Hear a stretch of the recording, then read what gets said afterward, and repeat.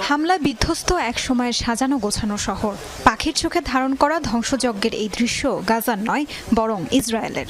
গত ১.৫ বছরের বেশি সময় ধরে চলা তাণ্ডবে ধ্বংসস্তূপে পরিণত হওয়া গাজা উপত্যকারই যেন প্রতিচ্ছবি দেখছে ইসরায়েলিরা। গেল শুক্রবার ইরানে ইসরায়েলের হামলার জবাবে অপারেশন ট্রু প্রমিস 3 চালায় তেহরান। ছোড়া হয় মুহুর্মুহু মিসাইল। ক্ষেপণাস্ত্রের আঘাতে ক্ষতিগ্রস্ত হয়েছে রাজধানী তেলাবিব সহ ইসরায়েলের বিভিন্ন এলাকা। তবে সবচেয়ে বেশি ক্ষয়ক্ষতি হয়েছে তেলাবিবের মধ্যাঞ্চলে। বেসামরিক এলাকায় রকেট এসে পড়েছে। আসলেই বহু স্থাপনা ধ্বংস হয়ে গেছে। ধ্বংসস্তূপের নিচে অনেকে চাপা পড়েছিল। হামলার ব্যাপকতায় বিস্মিত ইসরায়েলিরাও। কখনো ভাবতেই পারেননি এমন ধ্বংসযজ্ঞ দেখতে হবে তাদেরকেও। স্থানীয়দের কাছে হামলার মুহূর্তগুলো যেন দুঃস্বপ্নের মতো।